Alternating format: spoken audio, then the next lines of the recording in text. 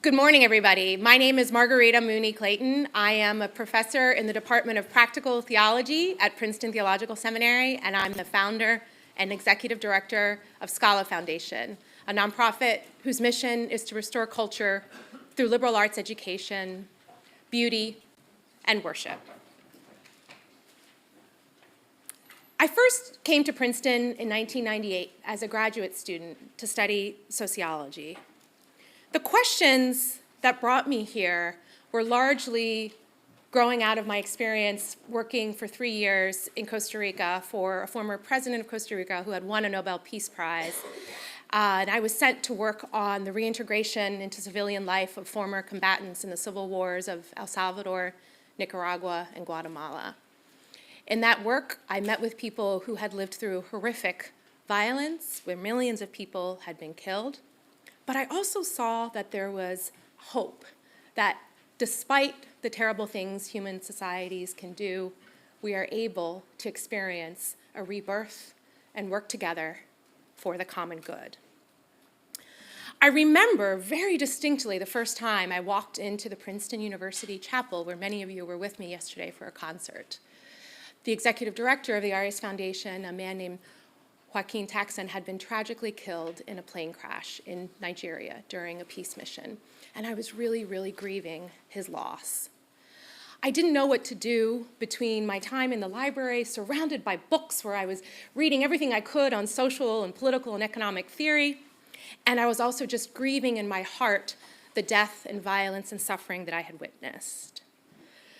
I didn't know how to think, but I was looking for people whose lives I wanted to imitate.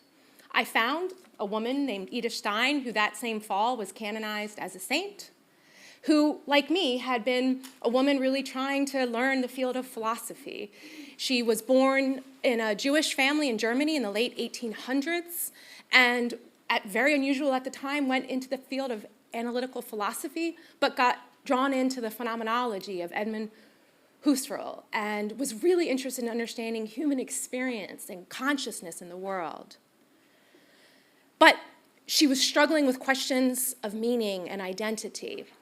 When a friend gave her St. Teresa of Avila's autobiography, she was convinced that the interior life is the well, the interior castle from which our being extends into the world and can bring good despite of all the pain and suffering.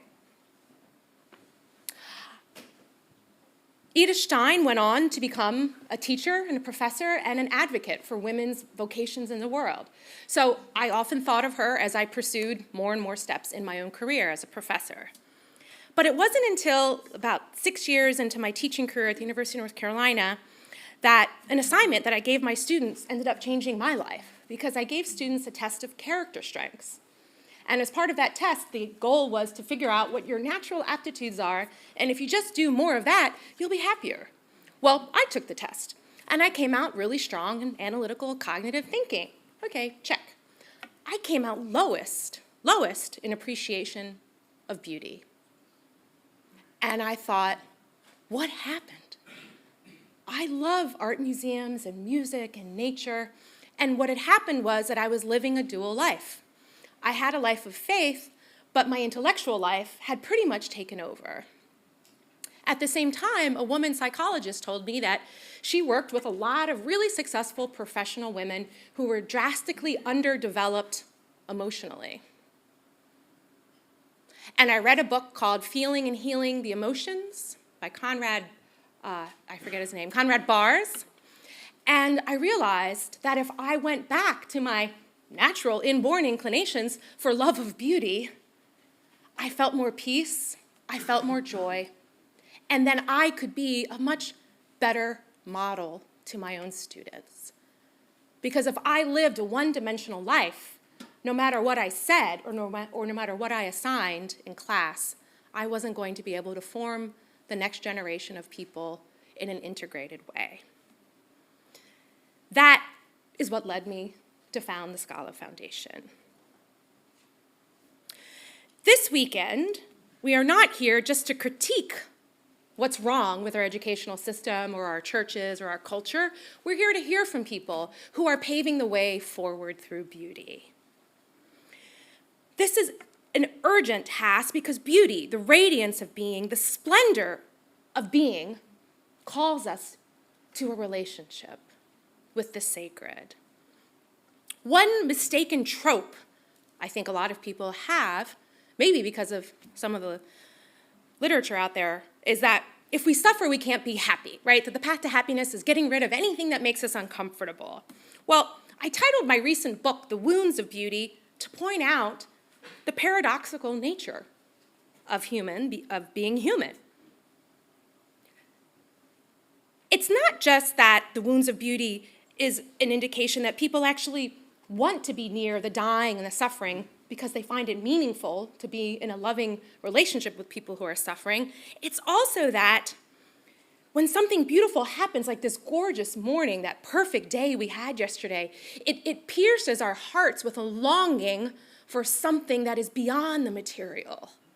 So beauty wounds us, it pierces us, and it leaves us desiring the only thing that can truly fulfill us, which is the creator of that beauty, God. A second common trope people have is that in order to have a flourishing society, we have to come up with a perfect system to split up all of the goods of the world equally somehow. But people have lost the vocabulary to talk about what generates value, what generates authentic economic value or moral value. I am more and more persuaded that beauty is central to the common good. Young people, as we heard last night from Jonathan Pajot, for example, they long to participate in something, not just to take from one to give to another. They want to participate. So we need beauty to generate trust and authentic friendship. What might our common life look like if we took the time to share knowledge and experiences of beauty with others?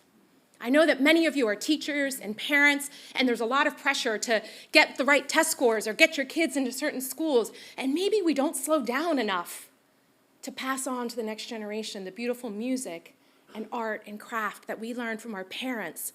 Maybe we don't bring our grandparents into the schools and into the lives to share these wonderful traditions.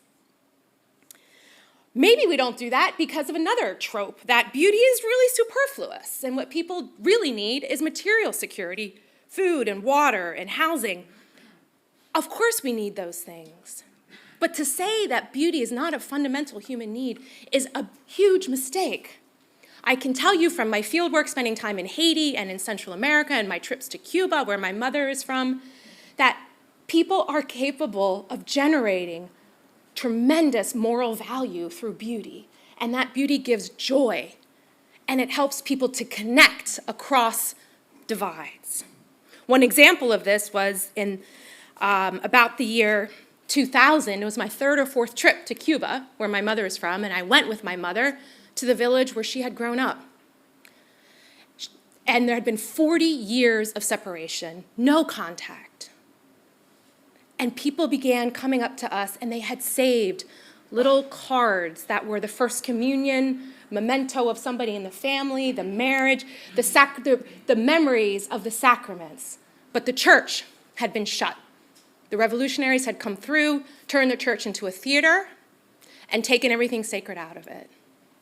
Well, one man came up to my mother, and he said, "Please come to my backyard." And under a giant pile of wood, wrapped in canvas, he pulled out 2 gigantic stained glass windows that he had saved for 40 years. A woman named Esperanza, whose name literally means hope, asked my mom if our family could work with them to reopen that church. And we did. And the windows went back in, a new altar was put in, and the first Mass was said in that village in 40 years. So what I hope today that we can do is to realize that beauty is so important because we are called to be co-creators with God. And in doing so, we are creating economic value, but also moral value. C.S. Lewis said that in hell there is no music or silence. Dare I say that some people right now are living a kind of hell in their schools and homes, and maybe even in their churches, where there's no time for leisure, or contemplation, or peace. No true beauty. I'll also say that I do believe that right here today, we are going to have a foretaste, a taste of that heavenly glory through beautiful images, music, and the personal experience of sharing this together. Thank you to all of you who have come from across the United States to be here. Thank you to all of you who have logged in via live stream. And I want to give a special thanks to Princeton Theological Seminary for co-hosting this event with Scala Foundation. I want to thank all those at Scala who have worked so hard on this event, especially Dean Ball. And I want to thank the generous co-sponsors of this event.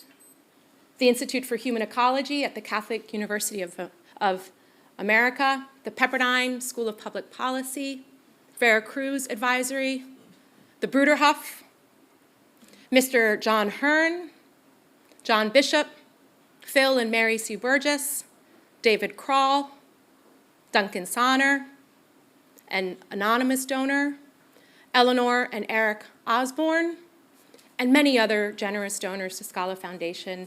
I'm particularly grateful to the members of the St. Cecilia Society of monthly donors to Scala that help us continue what we do here through our webinars and student groups and dinners at our home.